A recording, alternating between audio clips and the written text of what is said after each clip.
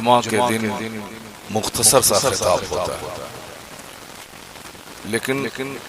عوام الناس کی ایک بڑی بھیڑ دین سیکھنے کے لیے جس جگہ لگتی ہے اس کا نام جلسہ کانفرنس۔ گاؤں میں ایک دن جلسہ ہوتا ہے، سال بھر تک اس جلسے کا اثر محسوس کیا جاتا ہے۔ ایک مذہبی رنگ، مذہبی بیداری، مہمانوں کی آمد، علماء کرام کی آمد، اپنے احباب رشتہ دار سے ملاقات، تو جلسے کے توسط سے بہت سارے سماجی کام ہو جاتے ہیں۔ جو لوگ مدرسے میں 10 سال تک بچوں کو پڑھاتے ہیں، وہ 10 سال کی ساری باتیں 2 گھنٹے میں آپ تک پہنچا دیتے ہیں۔ یہ جلسہ ایک روحانی محفل ہے، ایک چلتی پھرتی خانقاہ ہے، ایک چلتا پھرتا مدرسہ ہے۔ اس لیے اس کی قدر کرنی چاہیے، اس کے خلاف نہیں بولنا چاہیے۔ جلسہ ذکر خدا کی ایک محفل ہے، اور اللہ کے ذکر کی محفل کی سب سے بڑی برکت ہے کہ جہاں وہ محفل ہوتی ہے اس محفل کو چاروں طرف سے اللہ کے فرشتے گھیر لیتے ہیں، اور وہ لاکھوں کی تعداد میں نوری مخلوق یہاں رہتی ہے۔ تو جہاں لاکھوں کی تعداد میں نوری مخلوق رہے، ظاہر سی بات ہے کہ ایک دن کی محفل سال بھر تک برکتوں کے خزانے کھول دیتی ہے۔ ہم سر سے لے کے پاؤں تک گناہوں میں ڈوبے ہیں، کسی بھی وقت آسمان سے اللہ کا عذاب اتر سکتا ہے۔ بزرگوں نے کہا ہے کہ جس گاؤں میں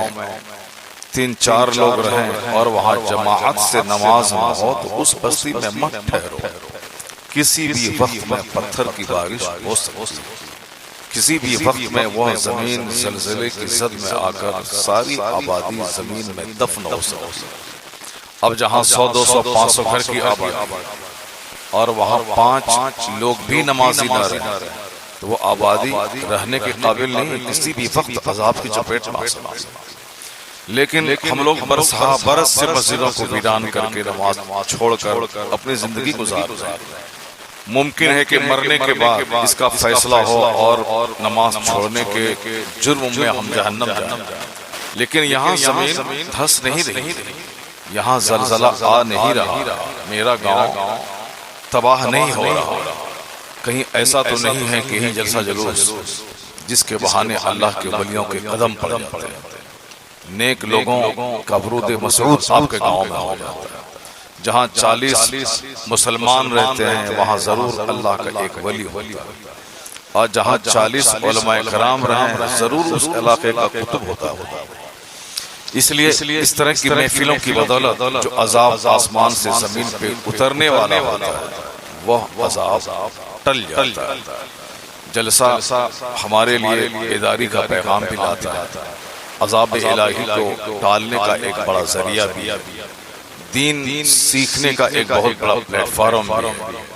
اور جس محفل میں اللہ کے نیک بندوں کا ذکر ہوتا ہے اس کے تعلق سے حدیث میں آیا ہے کہ عند ذکر الصالحین تتنزل الرحمہ،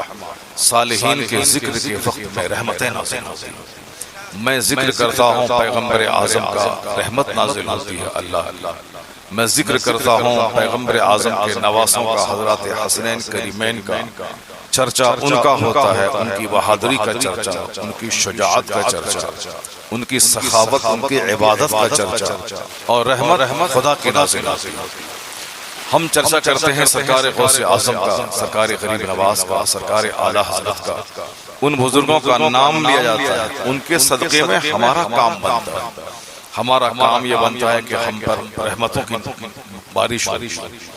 ہمارے گناہوں کے داغ دھل جاتے ہیں۔ اس لیے اس جلسے کو ایک نعمت سمجھ کر اسے دل کی گہرائی سے اس کی عزت کرنی چاہیے، اور جہاں وہ محفل سجے اسے عام جلسوں کی طرح، قوالی کی محفل کی طرح اسے نہیں لینا چاہیے۔ عبادت سمجھ کر، اللہ کے ذکر کی محفل سمجھ کر، رسول پاک کے ذکر کی محفل سمجھ کر، خدا کی رحمتوں کے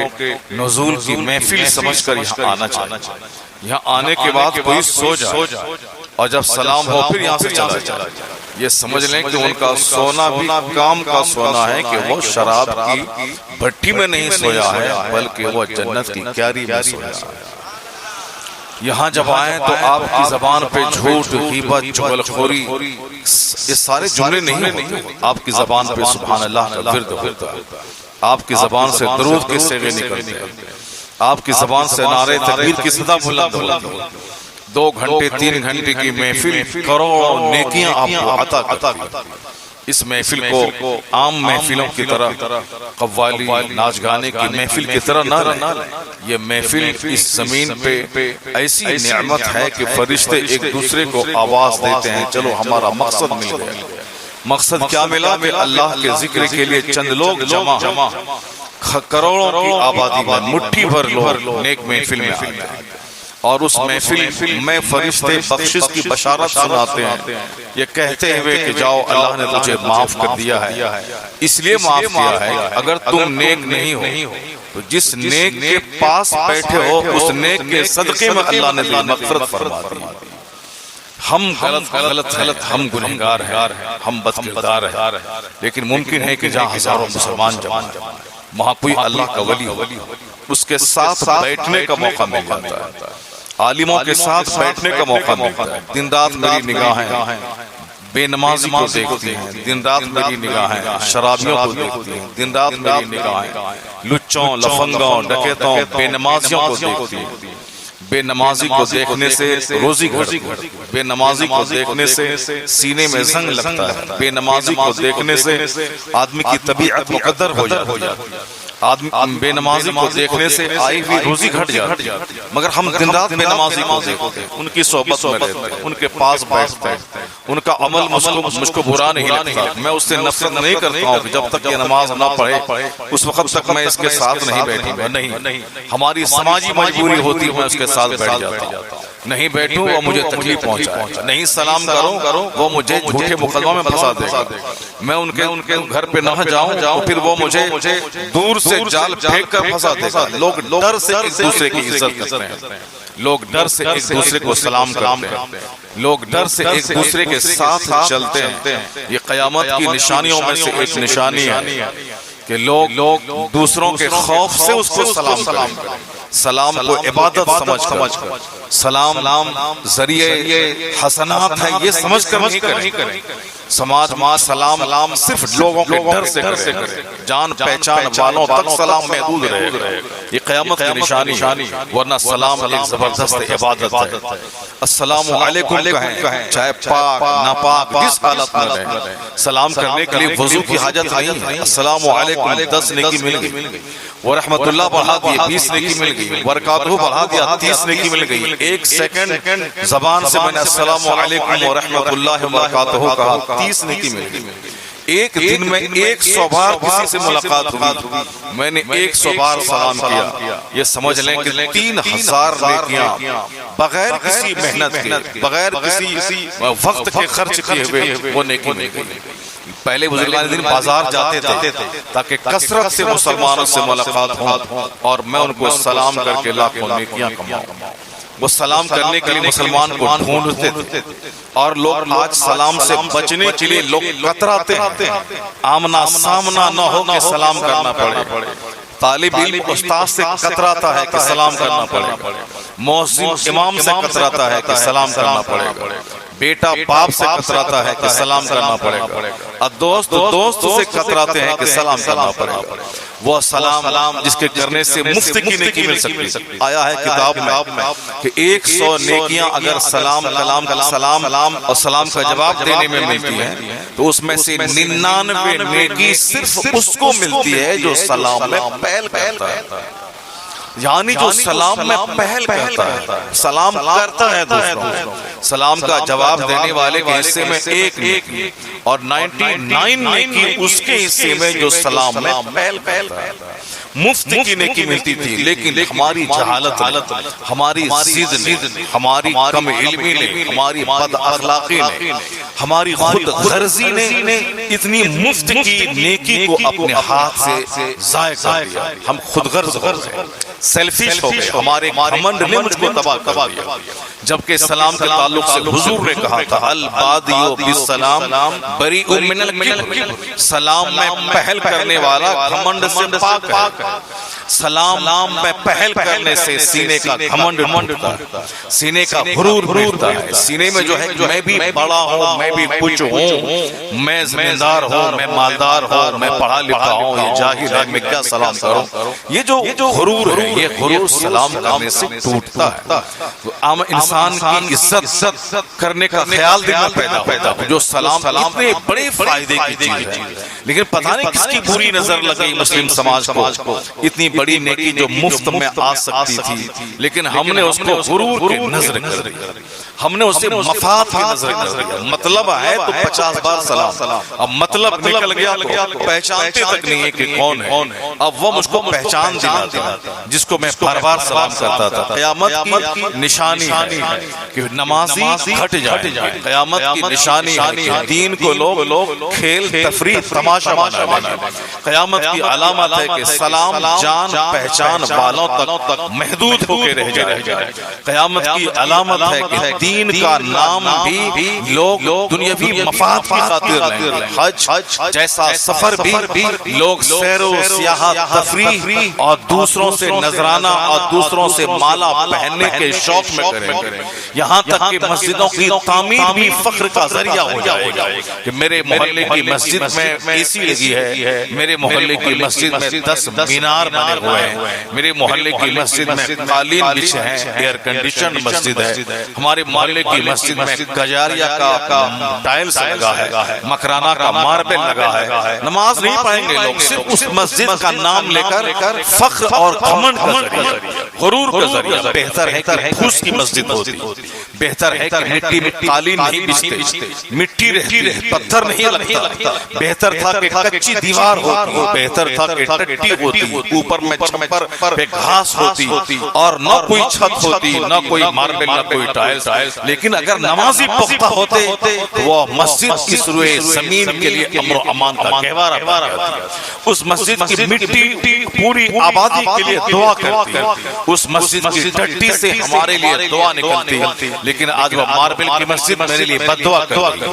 وہ چھتدار مسجد، وہ 2 4 10 50 مینار والی مسجد ہمارے لیے بد دعا کرتی ہے کہ ان کے گھر میں بہت رات تک جاگ کر کے قہقہے کی محفل سجتی، گھر میں شادی بیاہ کے موقع پر 1 مہینے سے رنگ رلیوں کا ماحول رہتا ہے، مگر مسجد میں بجلی تک نہیں، مسجد میں وضو خانے میں پانی تک نہیں، مسجد میں اذان بھی نہیں ہوتی، جماعت سے نماز تک نہیں ہوتی۔ ظاہر سی بات ہے جس آبادی کی مسجد ویران ہو، وہاں لوگ سوچیں کہ ہمارے گھر میں برکتیں پیدا ہو، جہاں اللہ کے گھر کو اجاڑ کر یہ تمنا ہو میرے بال بچے کی زندگی میں خوشحالی آئے، میرے گھر میں جو بہو آئے وہ بہت زیادہ خوش قسمت ہو کے برکتیں ان کے ساتھ میرے گھر میں آ جائے، میرا بچہ اعلیٰ ملازمت میں چلا جائے، میرا داماد بہت خوبصورت اور بڑی کمائی کرنے والا مل جائے، میرے گھر میں سکون اور چین رہے۔ اللہ کی قسم ایسا کبھی نہیں ہوگا، زمین اللہ کی، آسمان اللہ کا، ساری کائنات خدا کی، اور جب ہم چاہیں کہ اللہ کے گھر کو ویران کر کے میرے گھر میں خوشیوں کا چراغ جلے، اللہ کے گھر کو اجاڑ کر میں ایک مسرت کی زندگی گزاروں، ایسا کبھی نہیں ہوگا۔ آج سے 500 سال پہلے لوگ جمعہ کے دن فجر کی نماز سے پہلے مسجد میں جاتے، وہاں اپنی جگہ لے لیتے اور 5-6 گھنٹے مسجد میں گزارتے تھے۔ جمعہ کے دن مسجد سے باہر میلہ لگا رہتا تھا کھانا بیچنے والوں کا، لوگ اس گھڑی کی تلاش میں ہوتے تھے جو جمعہ کے 24 گھنٹے میں ایک لمحہ ہے جس میں دعا قبول ہوتی ہے، جسے وقت مستجاب کہتے ہیں، دعاؤں کی قبولیت کی گھڑی کہتے ہیں، اس کے منتظر لوگ رہتے تھے، اس کو تلاش کرتے تھے۔ چمکتی رات جمعہ کی رات، چمکتا دن جمعہ کا دن، اس چمکیلی رات اور چمکیلے دن میں اس مقبول گھڑی کی تلاش میں لوگ رہتے تھے۔ لیکن آج جمعہ کے دن بھی مسجد میں صرف 10 منٹ کی رونق رہتی ہے اور بہت سارے لوگ جمعہ کی نماز تک نہیں پڑھتے ہیں، اور وہ یہ کہتے ہیں کہ مسلمانوں کا مقدر کا ستارہ گہن میں آ گیا۔ آج کافروں کی ہمت بڑھ سی گئی ہے۔ اسلام نہ جانے حق پر ہے کہ نہیں ہے، ہر طرف پوری دنیا میں مسلمان ہی ستایا جا رہا ہے۔ لیبیا میں مسلمان پریشانی ہے، عراق میں مسلمان پریشانی ہے، ایران میں مسلمان پریشانی ہے، افغانستان و پاکستان و ہندوستان میں مسلمان پریشانی میں۔ یہ وہ شخص جو جمعہ کے دن مسجد کو اجاڑا ہے، جو عیدین کی نماز بھی باطل ناخواستہ پڑھا ہے، جو رمضان کی راتوں کو گپ اور شپ میں گزارا ہے، جو روزانہ رات کے 2 بجے ٹی وی دیکھ کر سوتا ہے اور دن کے 10 بجے اٹھتا ہے، جو سال کے 360 دن ایک دن بھی قرآن نہیں سنتا، جو جلسوں میں آتا ہے وہ اپنے رشتہ دار کی رشتہ داری نبھانے کے لیے آتا ہے، نہ کہ کسی عالم دین کی تقریر سن کر اپنی زندگی کو سنوارنے کے ارادے سے آتا ہے، جو قوالی کی محفل کو آباد کرتا ہو اور جلسہ گاہ مصطفیٰ کو ویران کرتا ہو، جو اپنے گھر کو رات کے 2 بجے تک سنیما دیکھ کر آباد کرنا چاہتا، اللہ کے گھر کو ویران کرنا چاہتا، جو کرسچنوں کے اسکول کو 2-2 لاکھ روپے سالانہ ڈونیشن دے کر 2-2 لاکھ روپے اپنے بچوں کے ہاسٹل کی فیس دے کر شاندار کھانا کھلوا کے اسے کرسچنوں کا غلام بناتا ہو، اور مسجد میں امام کو تنخواہ دینے کے لیے اس کے پاس 100 روپے بھی ماہانہ نہیں ہے، جو اپنے بچوں کے پیچھے 50,000 روپے ماہانہ مشنری اسکول میں خرچ کرتا ہے، جو اپنے گھر کو آباد کرنے کی فکر میں مسجدیں ویران ہو، مسجد میں چاہے انتظامیہ کمیٹی نہ ہو، مسجد میں امام محسن نہ ہو، اس کی کوئی فکر نہیں، سارا سماج جانے مجھ کو اپنی اولاد کی فکر، داماد کی فکر، بیٹی کی فکر، اپنے گھر کی فکر، اپنی ملازمت کی فکر، اپنی دکان کی فکر۔ جہاں مسلمان اس قدر دین سے دور ہوں، اور وہ اپنی زبان سے بولتا کیسے ہے کہ اسلام خطرے میں آ گیا، وہ بولتا کیسے ہے کہ پتہ نہیں اسلام حق پر ہے کہ نہیں ہے، مسلمان حق پر ہے یا نہیں ہے، وہ بولتا کس زبان سے ہے، اسے اپنی زبان سے بولتے ہوئے شرمانا چاہیے۔ عزت تو ساری کی ساری اللہ کے رسول مسلمان کے لیے ہے، یہ قرآن کہتا ہے، وَلِلَّهِ الْعِزَّةُ وَلِرَسُولِهِ وَلِلْمُؤْمِنِينَ۔ قرآن کہتا ہے کہ عزت اللہ کے لیے، عزت رسول اللہ کے لیے، عزت اللہ رسول کو ماننے والے مسلمانوں کے لیے ہے۔ قرآن کہتا ہے فَعَدَ اللَّهُ الَّذِينَ آمَنُوا وَعَمِلُوا الصَّالِحَاتِ لَيَسْتَخْلِفَنَّهُمْ، اللہ نے وعدہ کیا ہے کہ جو ایمان لائے گا، اچھا کام کرے گا، ہم اسے اس روئے زمین کا بادشاہ بنا دیں گے۔ قرآن نے وعدہ کیا ہے کہ وَلَا لَا تَحْزَنُوا، تم غم مت کھاؤ، سستی مت کرو، وَأَنْتُمُ الْأَعْلَوْنَ إِن كُنتُم مُؤْمِنِينَ، کامیابی کا تاج تیرے سر پہنایا جائے گا، شرط ہے کہ مومن بن جاؤ۔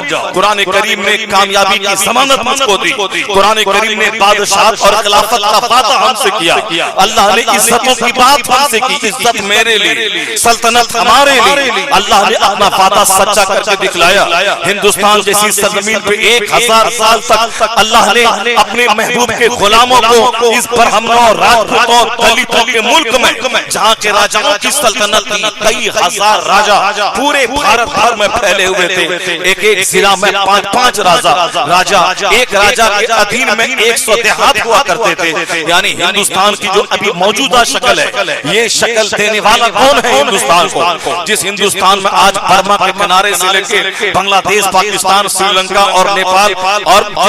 افغانستان تک جس ہندوستان کی چوہدری لگتی تھی، یعنی برما کا کچھ حصہ ہندوستان میں تھا، سری لنکا کے کچھ بھاگ ہندوستان میں تھے، افغانستان میں کابل و قندھار تک کا حصہ ہندوستان میں تھا، جس ہندوستان میں پاکستان اور بنگلہ دیش شامل تھا، یعنی وشال ہندوستان، مہان ہندوستان۔ یہ آج سے 800 سال پہلے راجاؤں کا ملک تھا، راجاؤں کی الگ الگ دنیا ہوتی تھی، 100-200 دیہات پہ اس کا قبضہ ہوتا تھا، ان کی الگ کرنسیز چلتی تھی، یعنی ایک ہندوستان میں ہزاروں ہندوستان آباد تھا، لیکن اس ہندوستان کو منظم کرنے میں، آرگنائز کرنے میں، پوری دنیا کی سب سے ایک مہان سلطنت کی شکل دینے میں کس کا ہاتھ ہے؟ اگر اس سچائی سے اس تاریخ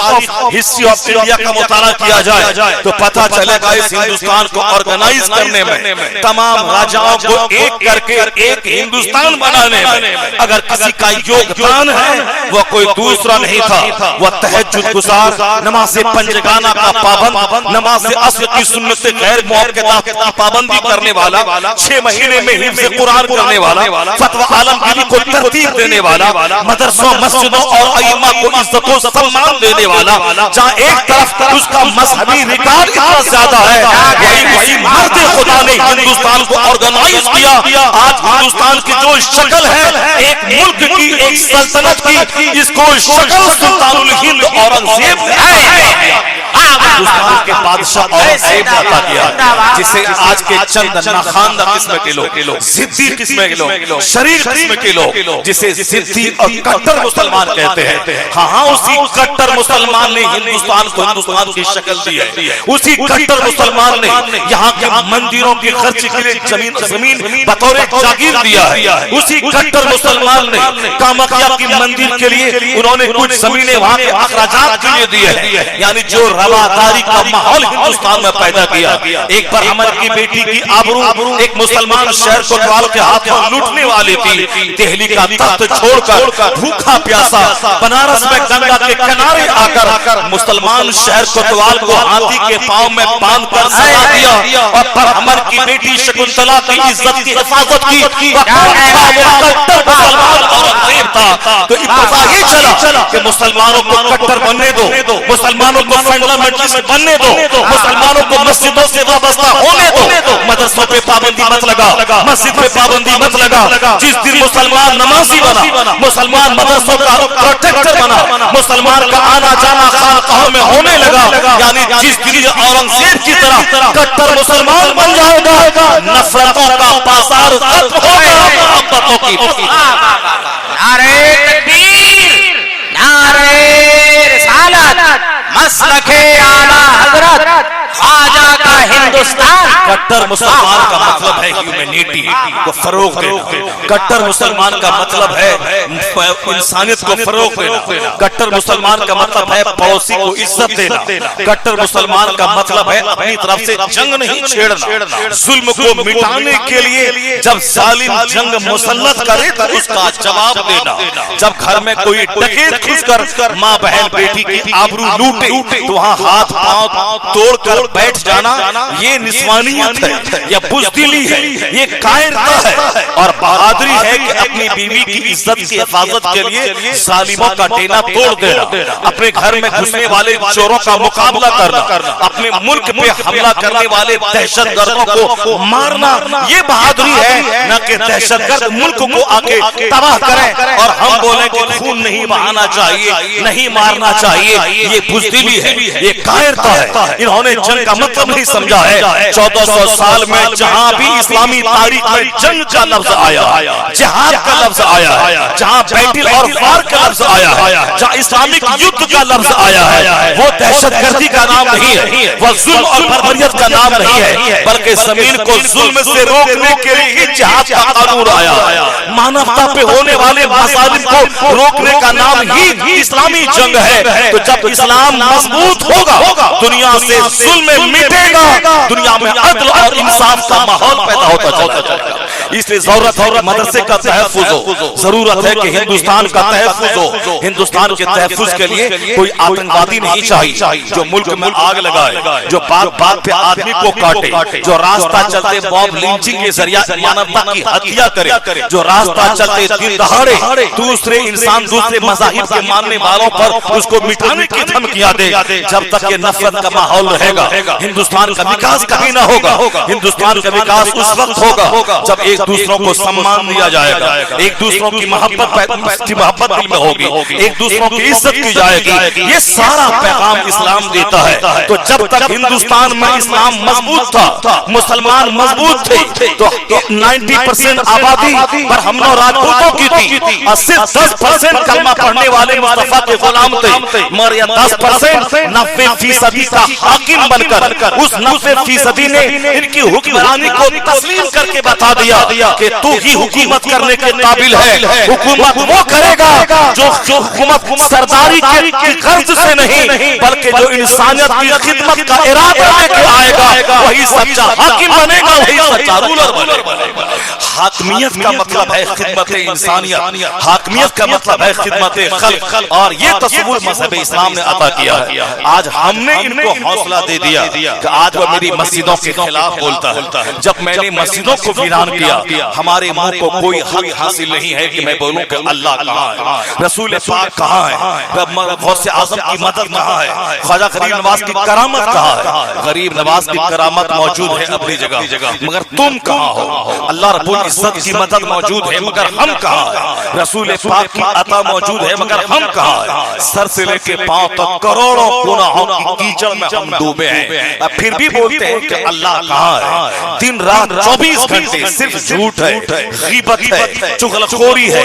ترک نماز ہے، شراب نوشی ہے، جوا بازی ہے، گٹکا خوری ہے، تاش کھیلنا ہے، رات بھر دن بھر موبائل چلانا ہے، موبائل میں گندی تصویریں دیکھنا ہے، تضییع اوقات وقت کی بربادی کرنا ہے، بیٹھے ہیں موبائل چلا رہے ہیں، وقت کو برباد کرنا، صرف الیکٹرک برباد کرنا، ریچارج کے نام پہ مال کو برباد کرنا، یہاں وضو کرنے میں زیادہ پانی برباد کرنے کو اسراف کہتے ہیں، اسراف شیطان کا بھائی ہے۔ حدیث میں آیا ہے کہ سمندر کے کنارے کیوں نہ وضو کرو، وہاں بھی وضو میں زیادہ پانی برباد مت کرو، اگرچہ سمندر کے کنارے کیوں نہ ہو، اسراف ہے۔ انسان کا خون بہانا، ایک چوٹی کو بھی بلا قصور نہیں مارنا چاہیے۔ جو مذہب اسلام نے اس قدر جان کا احترام سکھایا ہے، جو مذہب اسلام نے پانی کی عزت کا احترام سکھایا ہے، اگر کسی کے پاس 5 کمرے ہیں، 2 کمرے میں گھر کے لوگ رہتے ہیں اور باقی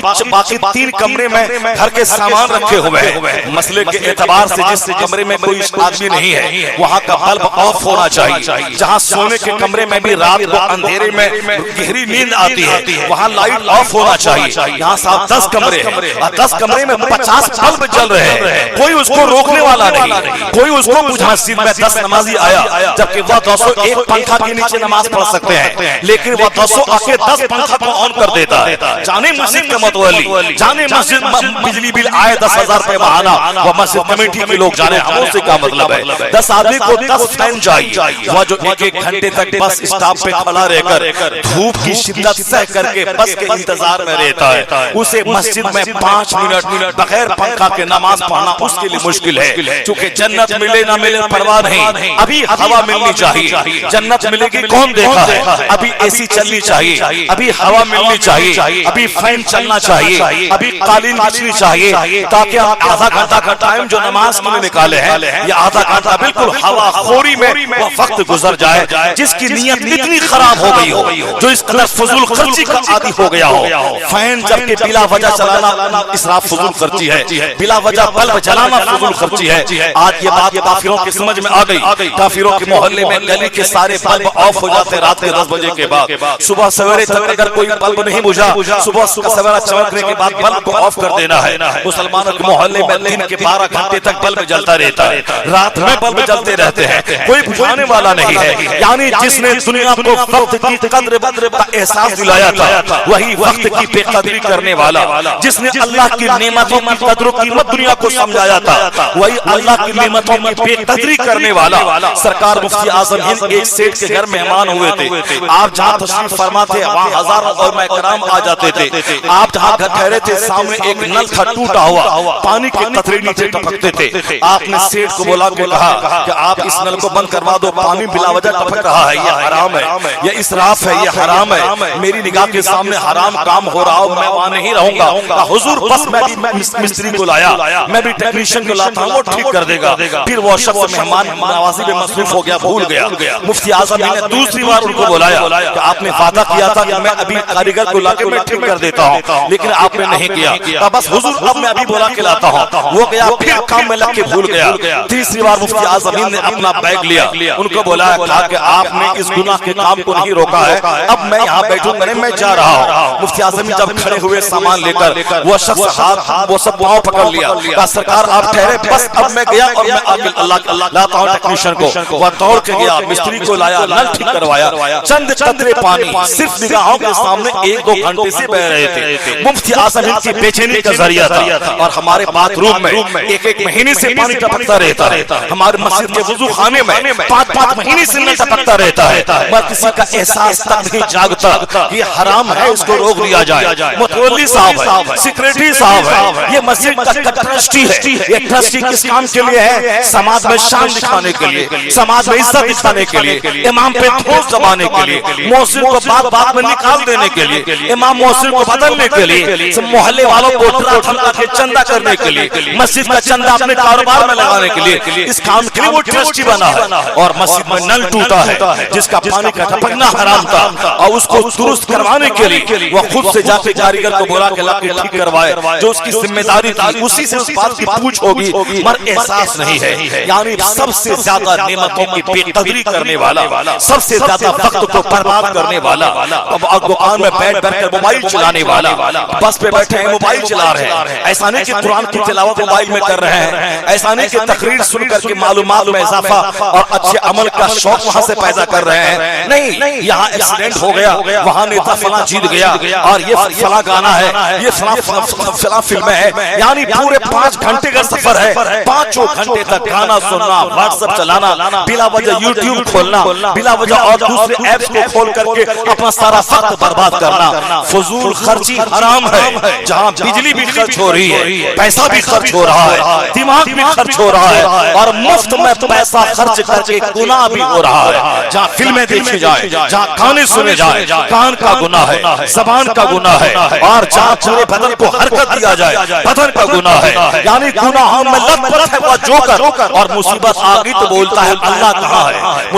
بولتا رسول اللہ کہاں ہے، بولتا ہے غوث اعظم کہاں ہے، یہ مت بول کہ اللہ کہاں ہے، اللہ عزت دینے کو تیار ہے، اللہ حکومت دینے کو تیار ہے، اللہ نے حکومت دے کے اپنا وعدہ سچا کر کے دکھلایا ہے، یہ بتا دے تم حکومت پانے کے اہل ہو یا نہیں، یہ اپنے آپ کو بتا دے کہ کیا حاکم بننے کے قابل تم ہے یا نہیں، تم ہو کہاں، یہ مت کہو کہ اللہ کہاں ہے، اللہ تمہاری شہر سے زیادہ قریب ہے، اللہ رب العزت تمہارے دلوں کے جذبات سے باخبر ہے، اللہ رب العزت کو نعمت بانٹنے کو تیار ہے، اللہ حکومت دینے کو تیار ہے، اللہ تمہیں امریکہ بھی دے گا، اللہ تمہیں برٹین بھی دے گا، اللہ تمہیں چائنا بھی دے گا، اللہ تمہیں ہندوستان بھی دے گا، اللہ تمہیں ملیشیا، سری لنکا، کینیڈا، جرمنی بھی دے گا، شرط ہے کہ جرمنی کو حاصل کرنے والا مسلمان بن جا، شرط امریکہ کا حاکم بننے کے قابل بن جا، جس دن اپنے آپ کو قابل بتا دو گے ہم حکومت لینے کے قابل ہیں، اس دن اللہ عزت بھی دے گا، صحت اور تندرستی بھی دے گا، ساری دنیا کا حاکم بھی بنا دے گا۔ وعد اللہ الذین آمنوا وعملوا الصالحات، اللہ has promised، اللہ نے وعدہ کیا ہے، اللہ جھوٹ سے پاک ہے، اللہ رب العزت وعدہ خلافی سے پاک ہے، اللہ نے ایمان کو جوڑ دیا ہے حکومت کے ساتھ، ایمان اور اچھا عمل۔ آج ہمارے پاس پہلے سے زیادہ پیسے موجود ہیں، آج پہلے ہمارے گاؤں میں داخل ہونے کے بعد ایک گھر پختہ کا ملتا تھا جو زمیندار کا گھر ہوتا، اور آج 99% مکانات پختے کے مکانات میں تبدیل ہو گئے ہیں، چھت دار مکان، گاؤں دیہات میں ایسیاں، بہار میں 1.5 کروڑ کی لینڈ کرویشن کاریں چل رہی ہیں، جھارکھنڈ میں صاحب 50 لاکھ کی کاریں چل رہی ہیں، 10 لاکھ کی جاگوار کمپنی کی کاریں جھارکھنڈ اور بہار کے دیہاتوں میں دوڑ رہی ہیں، جہاں 2 کروڑ کی کاریں چل رہی ہوں، جہاں گاؤں دیہات میں 5 منزلہ مکان بن رہا ہو، یہ ساری چیزیں تو آ گئی، ظاہری ڈیولپمنٹ ہوا، ہم یہاں سے پنجاب دلی گئے، محنتیں کی، ہم نے کارخانہ ڈالا، پھر کمائی ہوئی، میں نے آگے دیہات میں گھر بنایا، گاڑی خرید لی، یہ سب کچھ تو ہو گیا، لیکن سچ یہ بتا دے کیا ہماری زندگی میں سکون بھی آیا ہے، کیا ہماری زندگی میں صفائی آئی ہے، کیا ہماری زندگی میں صداقت آئی ہے، کیا میں مسرت کی زندگی گزار رہا ہوں، ہماری کیا حیثیت ہے؟ مسرت سے محروم تو چارلی چیپلن، یعنی وہ برٹین کا فلمی اسٹار جن کے پاس کروڑوں پاؤنڈ کی آمدنی تھی، جن کے کروڑوں پاؤنڈ کا مطلب کتنا روپیہ ہوا وہ آپ آسانی سے حساب لگا سکتے ہیں کہ 1 پاؤنڈ کی قیمت ہندوستان کا روپیہ کتنا ہوتا ہے، 1 ڈالر کی قیمت کتنی ہوتی ہے، 1 درہم اور 1 دینار کی قیمت کتنی ہوتی ہے، جارڈن کا دینار ہندوستان کے